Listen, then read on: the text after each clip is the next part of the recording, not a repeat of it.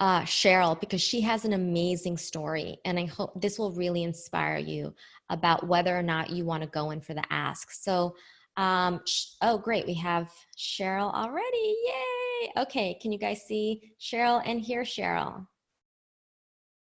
Hi, Stella. Hi, beautiful. Welcome, Cheryl. Thank you so much for sharing your story. So Cheryl and I worked together about 3 years ago now, right?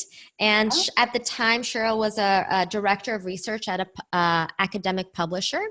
And talk to me, like when you first came to work with me in the Work Happiness Method, what was going on for you? Well, at the time, I had been promoted into a role to lead a high-profile project. And when I transitioned into that role, my manager did not do a great job of establishing my authority in the role. So a lot of the decisions that I thought would be mine and the team thought would be mine, he was making. So things got muddied pretty quickly. And I felt unnecessary. I didn't understand my role, and I didn't know what it would look like to be successful in that role. Yeah. Have you guys ever felt that way? Let me see a show of hands if you have ever felt like you did not know what success. Oh my God, the numbers are like escalating. You can't see this, but it's like skyrocketing. Yeah, it's so frustrating when you don't know what success means, when your manager isn't letting you like really lead and is micromanaging. That is really hard. Um, so so that's kind of how things were. And like, I mean, you can go into a little bit more detail. How did that make you feel? It felt terrible. I actually started to budget time into my days to cry, because I knew that there would be time that I would just need to be at my desk and cry. And I'm not a crier, so this was really exhausting for me. But I was mad because I knew I wasn't going to be able to contribute at a level that I knew I was capable of, and I was frustrated because, you know, when you're a person who can get a lot of stuff done, I wanted this to work, and everything that I had tried was not working. This relationship did not seem like it would change, so I felt stuck. Yeah. And you even had started to interview, right? I did. I was interviewing inside the company and outside the company, and I knew that would take time. But part of the problem was that, you know, I was doing so much practicing at work of trying to be what it was that they had hired me to be that person, that I was putting that kind of energy into the interviews too. I couldn't really be myself. I was trying to be whatever it is that they wanted me to be. So, yeah, and I think that happens all the time when when you're feeling conflicted and you want to escape the situation, and then you think you can just go and interview and get a dream job. It's going to be really hard because you're going into that interview and that ask with some pretty failed energy. Right. And part of it too was because I was so frustrated with where I was really good about putting on this mask and not really showing a lot of emotion at work, and certainly not showing a lot of emotion with my manager, because I felt so vulnerable and frustrated, and like he didn't really have my back anymore.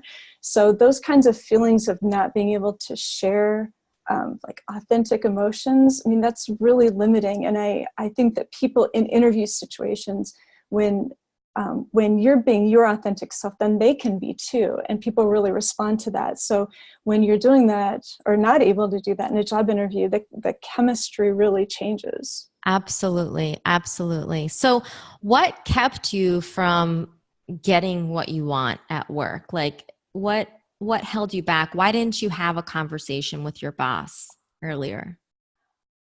I think that part of it was not being able to see the range of solutions like you were talking about. I was hired to do this work on this project, and that's what I was trying to win.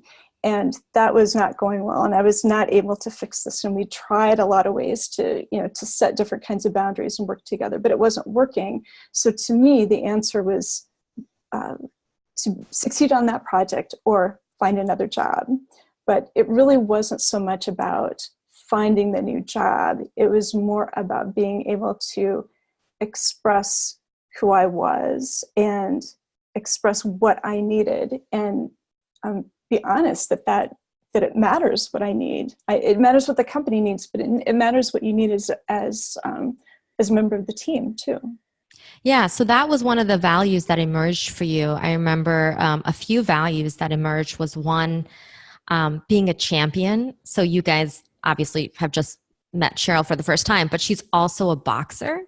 And so a big part of her identity is being a champion for, like, a champion in the ring, a champion for others. And I asked Cheryl, I was at you for speaking up for your boss for a while. Mm-hmm. I Mm-hmm. kept asking Cheryl, like, just talk to him, just talk to him. And it took a while. But one day I asked you, like, Cheryl, how is this avoiding speaking your truth to your boss being a champion for you? And it's not. Um, and I don't think it's so much that I think the problem is that when you consider yourself a strong person, you expect to be able to fix everything or manage everything yourself. You think that it's on you. So I did not think that there was any collaborative effort from my boss and I to work on this together anymore. I felt like we kind of tried that and lost. So I did not think that I didn't think that he would be able to help me. And so I didn't think it was worth putting the emotional energy into having another conversation again about the same game we were trying to win, being successful on that project. Yeah, I see so many people are like raising their hands as you're talking, because I can only imagine, like Alice, and I'm imagining that you guys probably feel the same way, many of you, which is like, there's no point in having this conversation. They're not going to change. They don't care about me. And it's just going to make things worse. Right. So, but then you did. You had the conversation. I Tell us did. about that. I did. There were some other things changing on the team, and I saw an opportunity to, change the question.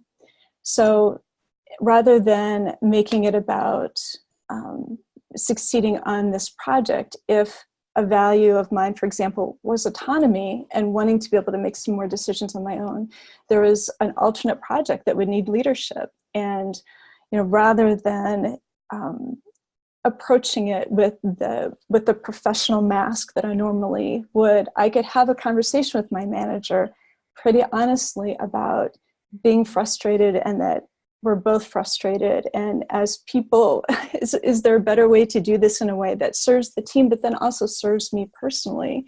Mm-hmm. And he understood, and it was a relief to him to have this conversation. It was good for the work because there was a void in leadership.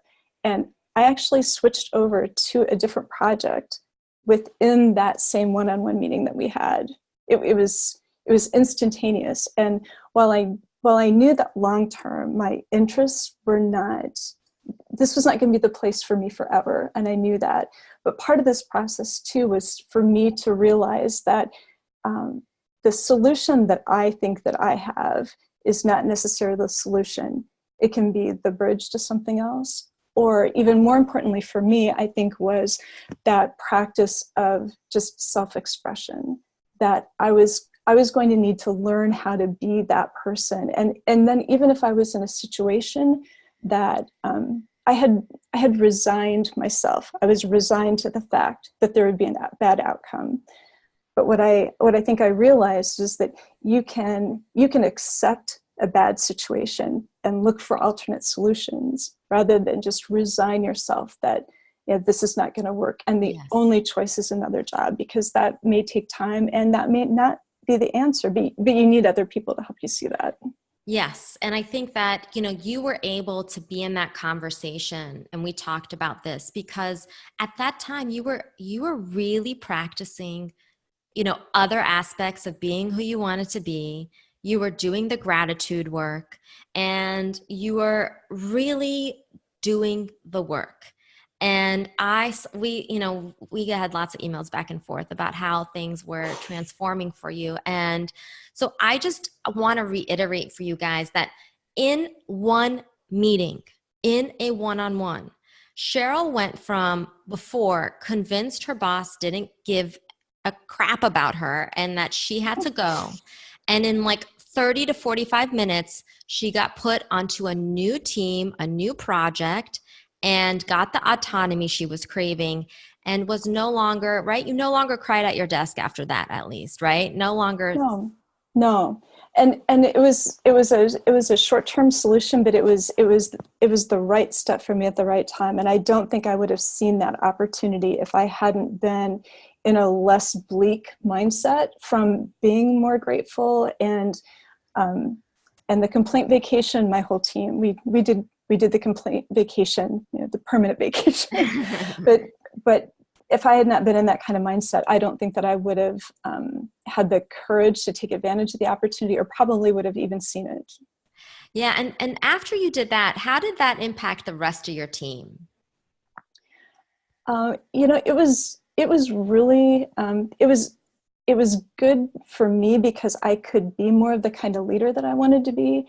And because it was an expression of myself, and not just pretending, not feeling like there was that I had to go along with things that I didn't necessarily believe in, that if there was a value like autonomy that was important to me, that there are multiple ways to express that. And for this team, when the project work didn't go as well as we planned, or other things changed, or other factors changed, there was always something that we had in our control that we could choose to act within our values. And it came down to, for us, dignity, that we were going to be the team no matter what happened. We were going to be the people that people wanted to work with, that we were going to be the ones who were publicly grateful for what other people were doing in an environment where they really didn't get much credit for that.